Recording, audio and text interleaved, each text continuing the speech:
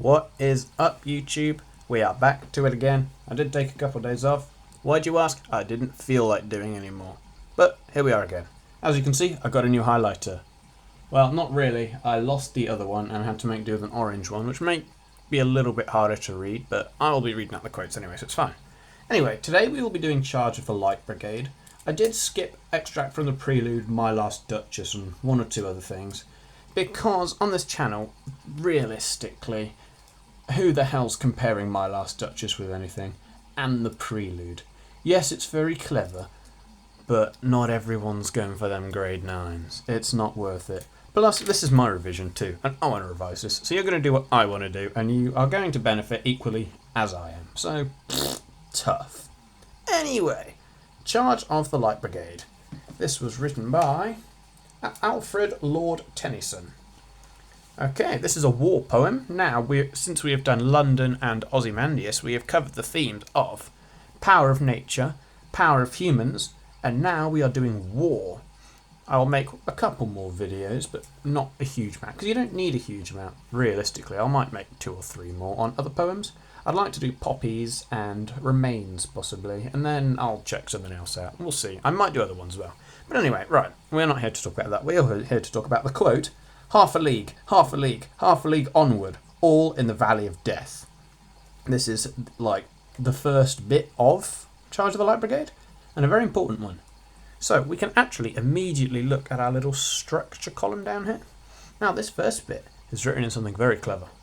This is dactylic dimeter, which does sound a little bit like iambic pentameter. And you would be right if you thought, oh, maybe it's another rhythm, because it is another rhythm. Except this one sounds very different. This one can be likened to the sound of a heartbeat or horses. If I read it in the right rhythm, we'll see if you can hear it. Half a league, half a league, half a league onward, all in the valley of death. It's like da-dun, da-dun, da-dun, da-dun. You could say, yeah, it's the heartbeat, the adrenaline of the soldiers as they're in battle. You know, their hearts are going mad, they're getting shot at, they don't know what's going on. It could be the horses being terrified as well. And then obviously it does sound like horses, that dun dun of, you know, a horse running. If anyone's played Red Dead 2, you'll know what I mean by that. Very iconic sound. Okay, that's a lot we can say about structure. Well, I will check again shortly, but yeah, we'll do that at the end. This is already almost 3 minutes long, so bugger all. So, next bit. Forward the Light Brigade. Was there a man dismayed? Obviously, that is a rhyming couplet. Rhyming couplet. Just note that down. You can analyse that later on our next structure point. Now, what else can we say here? This is a rhetorical question. That is on the page, that's good. Rhetorical, just fits. Question. So the fact that the author here, Tennyson, is questioning the reader about this, it's almost like he's trying to get them on the same page to agree with the Light Brigade. It's like, yeah, they shouldn't be dismayed. They're here, they're trying to fight, they're some good guys. They should get on with it and serve our country. Which links to the theme of nationalism. Because that is pretty much what this poem's about. It is how nationalism and devotion to your country can lead you into dire, dangerous situations. Which is exactly what happens. Because notice in our next quote, a little bit later on in the poem, in the second page of my notes here, you know, look at all these words. Ooh. Second page here. Suddenly, the fight's over, and things have gone very wrong. Then they rode back, but not the 600. So, earlier on in the poem, I didn't write this as a quote because it's so short, but we'll do it on my notes. I think they're centred. Yeah. Rode the 600, rode the 600, rode the 600.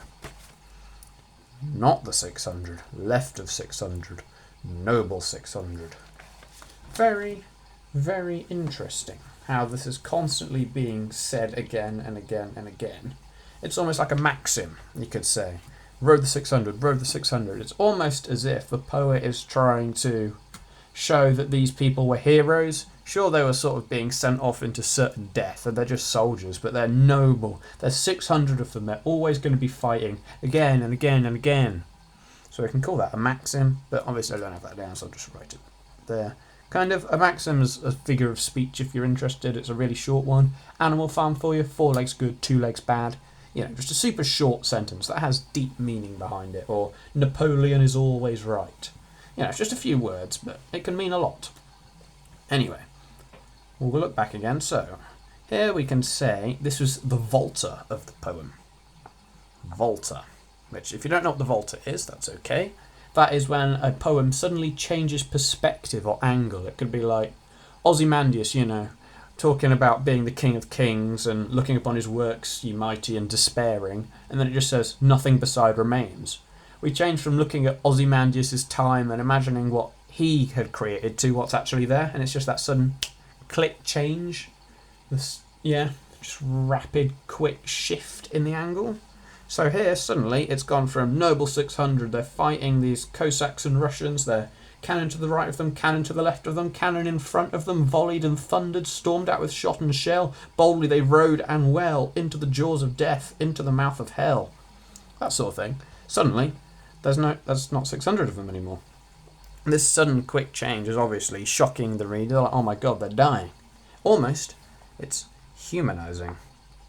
Because we could see these soldiers, like many people do at the end of a war, or disaster, say, the 2023 Turkey earthquake, 55,000 people died. We just see the number, we don't see that these are individual people. Here, the fact that we're suddenly going not the 600, it's instead of just calling them 600, 600, 600, they're no longer 600.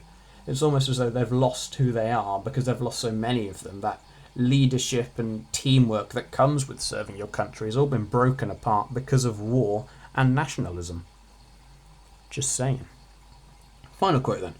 Honour the charge they made. Honour the Light Brigade. Noble 600.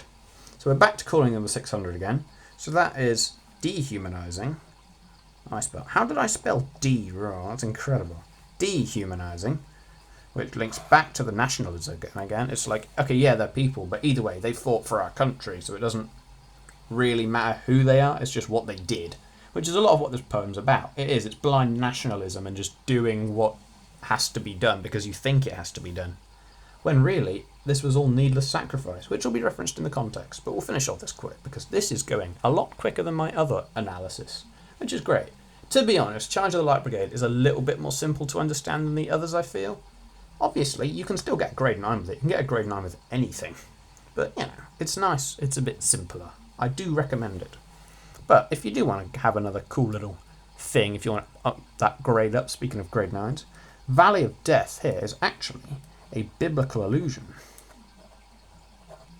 Did I spell that right? I think I did. I did! Oh, that's brilliant. Okay, so this Valley of Death is referenced in the Bible itself. So the fact that these soldiers are being...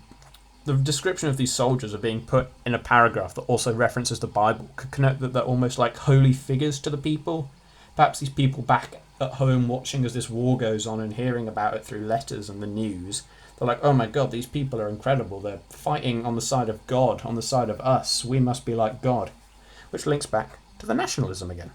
So if you can't tell, this poem is very, very big on nationalism. Or is it the opposite? Perhaps it's ironic, and it's showing how dangerous nationalism is. It's not, look at these guys, they're great, they're fighting for us, they're sacrificing themselves all for us. Or is it the opposite? Was it, why did they need to be sacrificed? Was there any point to this? Why do we bother fighting? Nothing ever happens, as they say in Exposure, which is another poem. Won't be covering that one here because that takes a very long time. But I'll think about it. If I get enough desperate pleas, then I might. I do love Exposure. So, honour the charge they made. Exclamation mark. Noble 600. Exclamation mark. Double exclamative. Nice. So obviously an exclamative is just a sentence with an exclamation mark. You exclaim something. Honour the charge they made. Noble 600. It's loud. It's powerful. So I guess you could just say loud. So the fact that the poet here, Tennyson, is using exclamation marks here connotes almost pride, you could say, is wants us to understand these people and what they've done for us, emphasising the line by almost making you want to shout it in your head while you read it, because exclamation mark, if somebody sends you a message and it has an exclamation mark, it could be like, I don't know, you didn't do the washing, or you didn't do the washing. There's a very big difference. One is, could you hurry up and get it done, please? One is, I don't know, I'm going to skin you if you don't do it. I'm so angry with you. Obviously, it's not that extreme, and my parents don't say they're going to skin me, don't worry, I promise. So, let's keep going. Obviously, there's a repetition of honour here as well, which connotes diligence. I do like that word. You know, Helldivers 2, that's used for the names of some of the guns. Diligence, honour, obviously, and valour. You know, these are valorous, powerful soldiers who are willing to sacrifice their lives just for us. People that we will never meet, people that they will never meet. I mean this much to them that they'd be willing to run into cannons to protect. And will they get any thanks? Probably not. So then, let's move you down. Still on the Chainsaw Man stack. I can't afford a tripod. I have £2 on my card right now. Sad times. And I had to buy some pens as well. So like, yeah. Please donate me money to make more videos. Nah, I'm fine. So, let's look at the context then. These Noble 600. So, the Light Brigade themselves were actually a real thing. They were a cavalry division who actually did fight in the Crimean War of 1853 to 6, I do believe it was.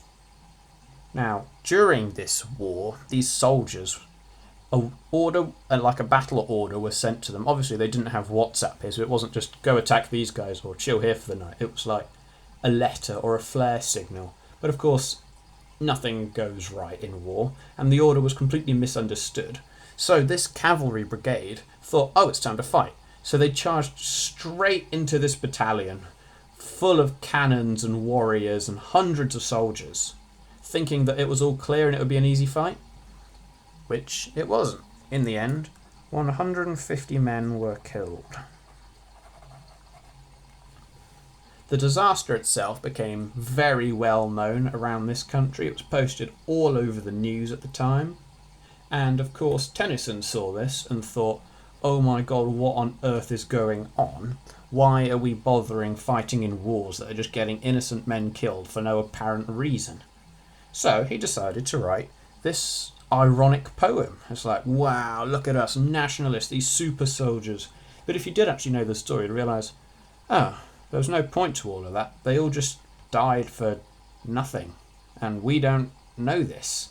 This was all just hidden away behind hundreds of other letters about celebrities and famous people. I mean, I know that's the same thing, but you get the idea. It was buried under other things that normal people found far more important. Which is why he decided that they deserved this recognition.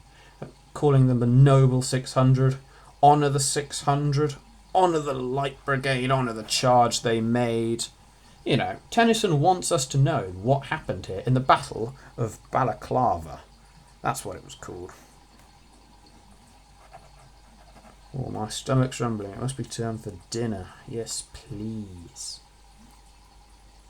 And that's all we have in the form of context. Now, looking at the structure, there are a couple rhymes, but not a huge amount. Obviously, there's one there. There's one there. In the whole poem, you've got like reply, why, die. You've got dismayed, blundered, shell, well, hell.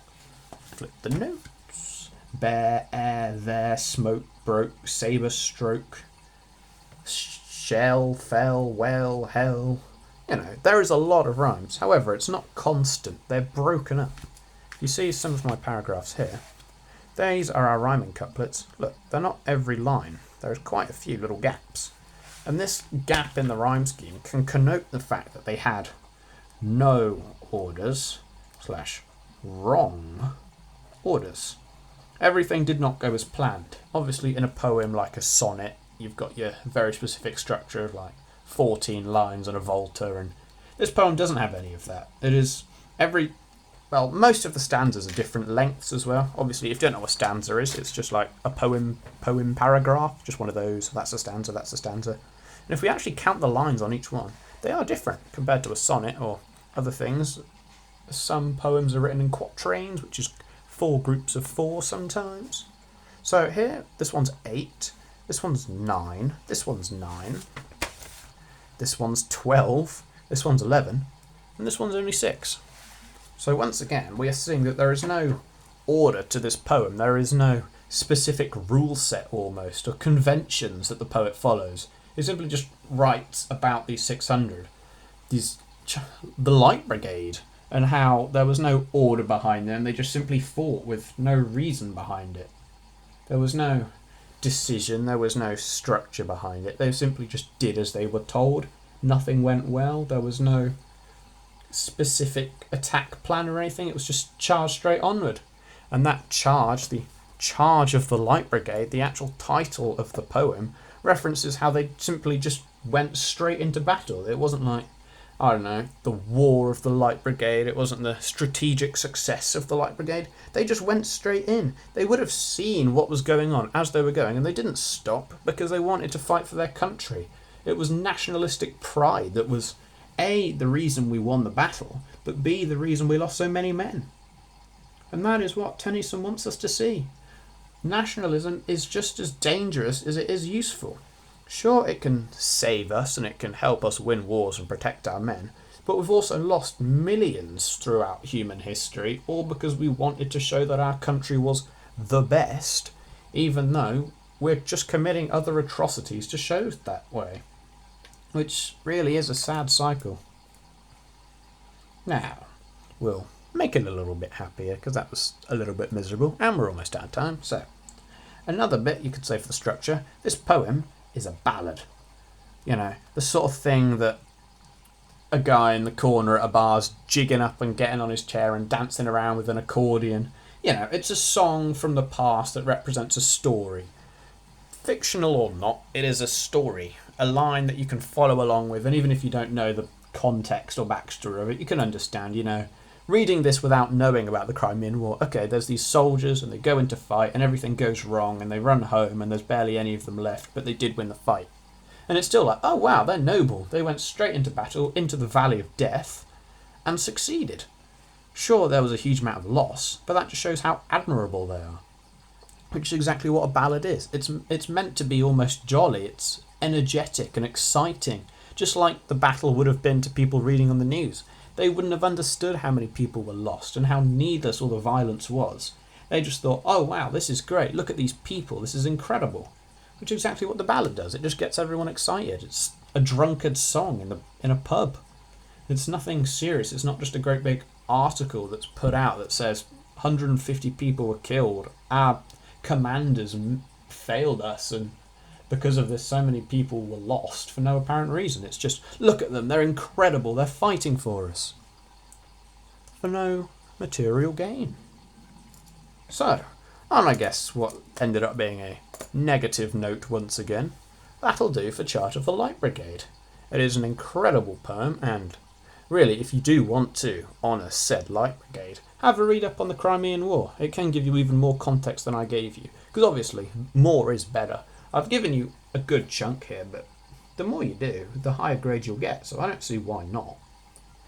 And with that, thank you all for having a look at this divine video. Got a little bit longer than the London one. There was a few tangents. Originally, my Ozymandias video was 45 minutes long, so consider yourselves very lucky this is only 19. And with that, peace out, gang-a-lang.